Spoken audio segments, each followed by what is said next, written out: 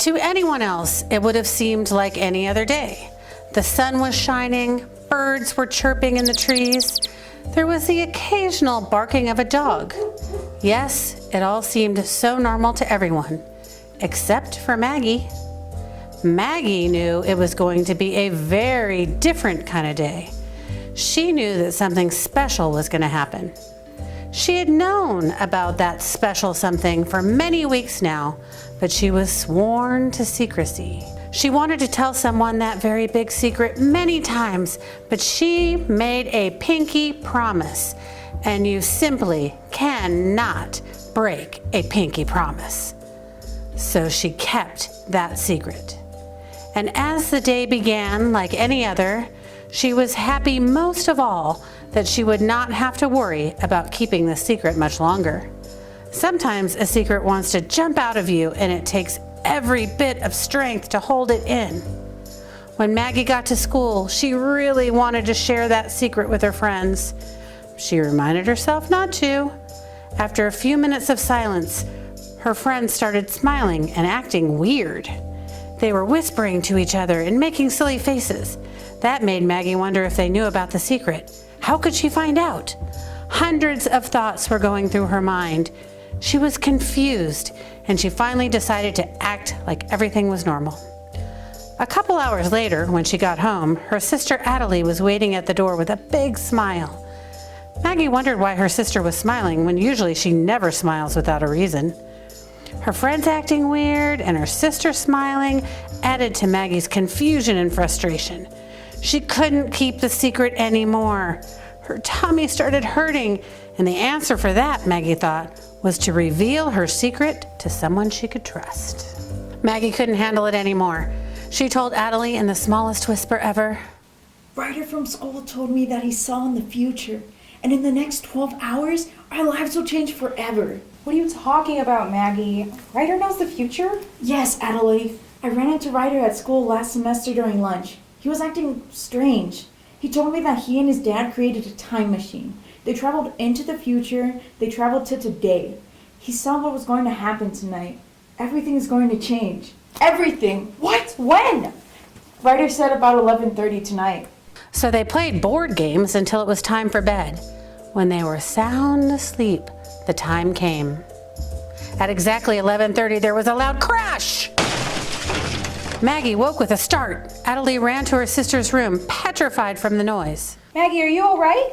Yeah, I'm okay. But what was that noise? I think it came from outside. Should we check? Sure. So they went outside to check. What they saw was breathtaking. There was a spaceship that had crash landed in their front yard. They walked excitedly toward the spaceship. They looked in the open door and saw it was full of superhero costumes. They entered through the open door and suddenly seemed to have powers. Maggie felt like she could fly, and she did. She took a spin around the spaceship. She also realized she had laser vision. Adder realized she had super speed and heat in her hands. What suit should we take? It wasn't Maggie that answered. It was Ryder. He told the girls that the suits were cursed with evil knowledge. The three of them heard Maggie's parents wake up, and so they hid the spaceship in the garage. The parents looked outside, and the girls pretended to sleepwalk. The parents put the girls back in bed. Adder woke up and tripped on something. That's funny. I just cleaned my room just this morning. She turned on the light and found a purple glowing rock. She went to Maggie's room and asked what it was. I don't know. I saw the exact same thing. Then the window broke. What was that? Both of the girls looked down to the floor. In the pile of glass, they saw a rock with a note attached. I got it. Maybe it's from Ryder? Yeah, most likely since we left him in the garage all night. When Maggie looked at her note, her face went from happy to scared. What's wrong? What does it say? Sis, it says, "We have your friend Ryder in the garage. Come down if you want him to be okay. Signed, the aliens." As Maggie finished reading the note, they heard a knock from the door. Yes? Who is it? Who do you think it is, silly? Breakfast is ready, sweethearts. As both girls sighed in relief, They headed downstairs. They made sure to keep away from the garage door on their way to the kitchen table. Look at these two sleepyheads.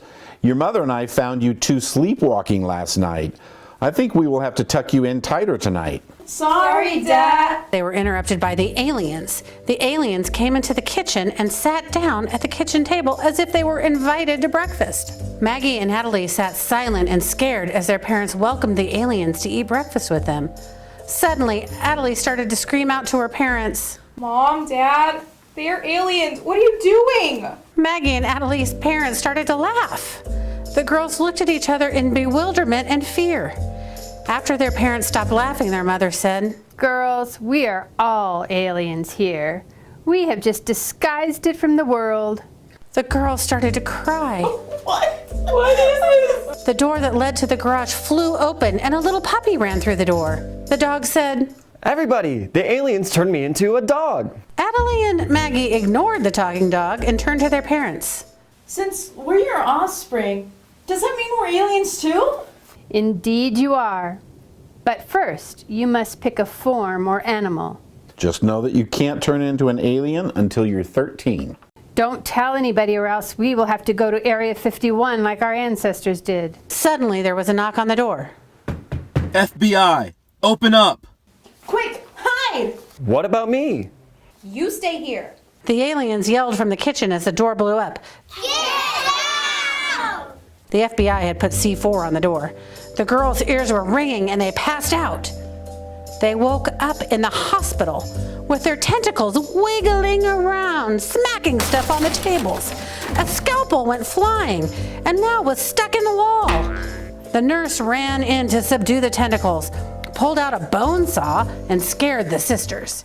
JK, just kidding. The nurse was a millennial. The doctor came in and said, Stop scaring these poor children. Okay, boomer. We were scared to death. We're not supposed to be aliens yet. We're not 13. And also, you made us ink each other. The nurse and Dr. Boomer ignored the girls as they realized something new. Whoa, the ink in these tentacles gives them super strength. Natalie and Maggie discovered that they could break out of the binds that the nurse had put them in with their tentacle super strength. Before they knew it, they escaped out the window. They will destroy the world. We need to do something right now. It is time to call the SWAT team in. Who is the SWAT team? They are teenagers who were injected with a super serum that makes them stronger and faster than anyone in the world. The doctor and nurse thought Natalie and Maggie were headed to the Statue of Liberty to destroy it so the people on their home planet could rule the world. But the SWAT team soon found out that the sisters were really trying to find their way home to their parents and their friend Ryder, who apparently was turned into a dog. Thanks to the SWAT team, they got back home. There, they were greeted by a walking potato who gave them a glass full of purple liquid. I need you both to drink this. It's the only way that you can save this Earth. What does it do? It'll give you powers to blend in with your environment. The girls drank the liquid and they turned invisible. It turned out the walking potato was an evil experiment created by Dr. Boomer, and in addition to turning the girls invisible, it took away their powers. Poof! No more tentacles, no more strength. You really thought that I would help you? You really trusted a potato? Potatoes are full of carbohydrates. Everyone knows that carbs cannot be trusted. Oh no! Get cooked. We'll foil your plan. Then, working together, they wrapped the potato in tinfoil and shoved him into the oven. The girls stepped back and watched as the potato screamed in agony. Help me! I'm being baked alive! I'll get the butter and chives. Don't forget the bacon bits and sour cream. And I like grated cheese on mine. Yum. Then the girls ate the potato and regained their powers. That's when their parents got home and heard Maggie and Natalie yelling, We're in the kitchen. We can see you. We can't see you. Oh yeah, we're invisible. How are you invisible? An evil potato gave us a potion that turned us invisible and made us lose our powers. The invisible girls had an advantage because Dr. Boomer couldn't see them. Maggie had the idea to cover themselves with blankets and act like ghosts. Luckily, Maggie and Natalie had twin telepathy, so Natalie knew what Maggie was thinking. They snuck into the basement and got 2 blankets. Boo! Ah! I'm a ghost, and you have to do what I say, or I'll haunt you for the rest of your life. Okay, I will do whatever you say, but whatever you do, please don't haunt me. Then stop being evil. Okay, fine.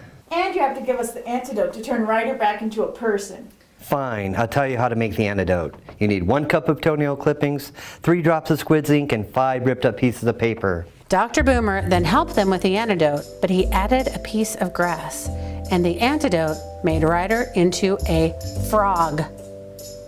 Adelie and Maggie got mad and threw the rest of the antidote at Dr. Boomer. Maggie and Adelie had to remake it, but they forgot how, so they guessed. They put 2 cups of toenail clippings instead of 1 cup of toenail clippings and gave it to Ryder. Ryder turned into a prince. Ah! Hey, y'all. Maggie and Adelie were shocked. Hey, Ryder. Maggie and Adelie hugged him. I missed you guys so much, and thank you guys for saving me. Of course, Ryder. You're welcome. All of a sudden, there was a poof. Ryder was a horse. What happened to Ryder?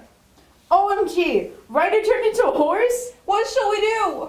Maggie mixed 3 cups of toenail clippings, ketchup, and cranberry juice. She used a tablespoon to feed it to Ryder. Maggie told Ryder to run in a circle 2 times. As Ryder ran in circles, he turned into a giraffe. Ryder! What are we going to do now? I don't know. Maybe we could visit the great sorceress Griselda and ask for help. She'll know what to do. She'll help us make a potion or tell us a spell that can help Ryder be human again. What a great idea, Maggie! I know. Then Maggie thought of another good idea. Maybe we need to add 4 cups of toenail clippings and melt them down and add beans to the potion. We can give the potion to Ryder and he might turn back into himself. Or a good-looking dude. Okay, I think we all need a break, so let's take Ryder to the Reed Park Zoo. Perfect. He can eat some leaves there. Let's get some animal food and feed the Black Panther. What do they eat? Dr. Boomer said peanut butter and jelly sandwiches. What about the T-Rex? Can we feed him? The zookeeper said we can feed the tiger some meats. He'll turn into a popsicle. What a strange zoo. It looks like the snake is listening to music. And the hippo looks hungry and is smelling a pie. And the cow is mooing in the rain. Before the girls left the zoo, they ordered a pizza. They decided to add a slice to the potion, and it turned Ryder back into himself. To celebrate, they played Mario Party 8 for hours, and then Maggie and Adelie went back home to see their parents and went to sleep. The next day, they wanted to go back to Ryder's house to play more Mario Party 8, but he was not home. So instead, they went to Funtastics with their parents to play some games and go on the slides. When they got to Funtastics, a boy pushed the girls down because he wanted to play first. Maggie's leg got hurt, and Adelie was very upset because they couldn't play together. Adelie knew what she had to do: make a potion to heal her sister. They needed a half-cup eggnog, half-gallon of apple juice, and 4 cactus fruits. She mixed it up and poured it all over her sister's hurt leg. It worked! Woohoo! My leg's fixed! Then the girls went home, and their mom called the mother of the little boy who pushed Maggie. He got in big trouble and was not allowed to go back to Funtastics. I'm sorry that boy pushed you. Let's play hide and seek. Okay, let's go outside and play. Be careful out there, girls. No getting into trouble. We won't. When they were playing, Adelie got lost in the bushes outside of their house and called out for Maggie. After 10 minutes, they finally found each other. However, they both were lost now. They started on their way back, trying to find their house, but instead found the nearby train station. Maybe if we go in, someone will know where we are and how to get back. To get into the station, they needed to show a ticket. So instead, they found a hole in the fence and snuck in. Wow, there's so many trains. I know, right? I wonder what it's like riding a train. I bet it's fun. Do you want to try to ride one? I don't know. We might get even more lost. Come on, it'll be fun. Don't be such a stick in the mud. Okay, fine. But just one ride. They waited for a train to come for what seemed like an eternity. They finally saw a bunch of people boarding one and snuck on. They found a seat in the back and then waited. When the train started to move, Maggie looked up and saw a sign that read, "This train is headed to the city of the North Pole." Wow, we're at the real North Pole. The girls got off the train and saw a sign welcoming them to the North Pole. The city was beautiful and awesome. Everything was covered in snow. Just then, something in the snow moved. Ah! It's a polar bear! The polar bear walked closer to them, reached out his paws, stretched his sharp claws, and gave the girls a big hug. Hi, we're lost. Can you help us get home? I can't, but I know someone who can. Hop on my back and we're going to see Santa. Santa's house was a gingerbread and candy house. Yum! Santa said he could take the girls on his sleigh. Oh, ho, ho, ho! Here we go! The sleigh took off through the sky and Maggie felt something cold. It's snowing. Maggie and Adelie snuggled closer together under a blanket that Santa had given them to stay warm. Adelie asked Santa if he knew where they lived. Of course Santa knew, but he wanted to show Adelie and Maggie a surprise first. Would you like to see my workshop? Oh, yeah! As Santa flew his sleigh and reindeer toward his workshop, Adelie and Maggie imagined all of the bright, shiny new toys they would see. They couldn't wait to meet Santa's helper elves. Maggie secretly wondered if Santa would let them choose a toy, even though it wasn't Christmas yet. The reindeer slowed down and landed. Both Adelie and Maggie were giggling, waiting for Santa to help them off his sleigh. He helped them down and opened the gigantic red doors of his workshop. It was buzzing with excitement. The girls stood wide-eyed as every toy they could possibly imagine sat on rows and rows of shelves. Santa's helper elves were busy building, banging, painting, and wrapping toys. Santa knew that Maggie and Adelie were hoping for a special toy, and he had something very special to give them. Each girl received a brand new Journey Girls doll. Maggie and Adelie were overjoyed with their toys. Then the girls moved on with Santa into the loading room, where thousands of elves were packaging and loading toys onto the sleigh. Maggie, it's wonderful here. Attention! There has been a toy breakout in the creating room. Uh-oh! Ho, ho, ho! I better go! Wait, Santa, we need to get home. Seconds later, the girls were alone in the packaging room. But then Adelie heard something from a nearby side room. Who's there? All of a sudden, a dog jumped out of the room. The dog started licking Maggie's face. Hey, stop! What's his name? Maggie took a look at the dog and spotted a shiny collar around the dog's neck. Maggie grabbed the bone-shaped collar and read it. His name is Jingles. Oh my gosh, he must be Santa's dog. No way! We gotta tell Santa! Maggie and Adelie went to the creating room.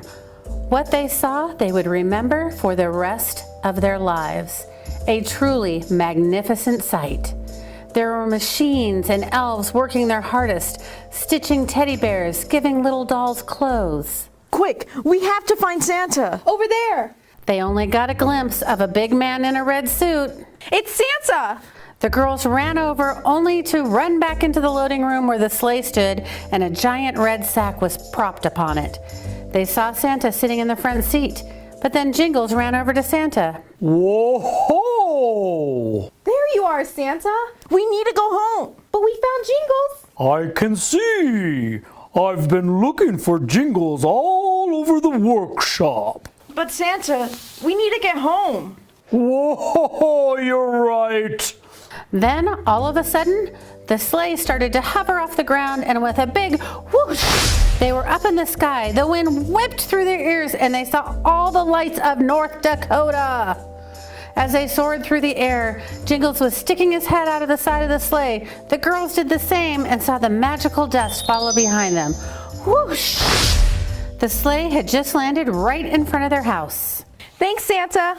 No problem. Ho, ho, ho. Jingles came over to lick their faces. Bye, Jingles. The girls went home, but when Adelie opened the door, she didn't see her parents. She saw ultra rare toys. They were sparkly and were to die for. There were also handmade toys from Santa's hands, and in the very, very back, she saw a Humpty Dumpty sitting on a brick wall, about to fall. She was dressed up as a fairy throwing glitter. When Adelie and Maggie walked in, all Humpty Dumpty said was, "Want to put on a fairy dress with me?"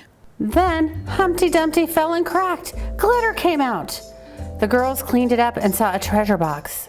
Should we open it?